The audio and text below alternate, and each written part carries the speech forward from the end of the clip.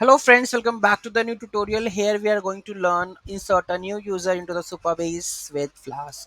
Those who haven't subscribed my channel yet, please do subscribe my channel, and if you like the video, please do like, share and comment on my video. Let's get started. So we are going to do the same for the last step. So what we have to update, let's have a look. Okay, so here we have the create client.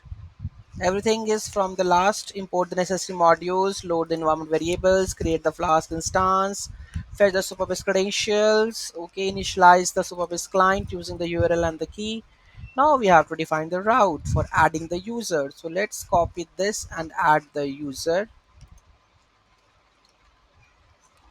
So here I'm going to create a new endpoint, that is add user. Request is not there, so add import from the request. Okay, so here we have the add user. If I go to the postman and let's do the add user, and here we have the post request body, we require the raw JSON, and here I'm going to just implies this name and the email. And let's and the currently here we have, here we go with our database. So here we go with this Flask demo app. So let's go to the tables. So currently there's one record right now, so I'm going to insert it from this postman. Let's insert it Rajnikant Raj at the example, and it's created, and here it's updated. No, let's reload this. Here we have a second Raj at the example.com is inserted. Okay, very easy. Let's understand the code.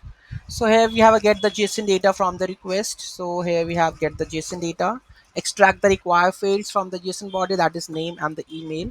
Validate the inputs, optional but recommended. So validate if something missing, so you can validate this one.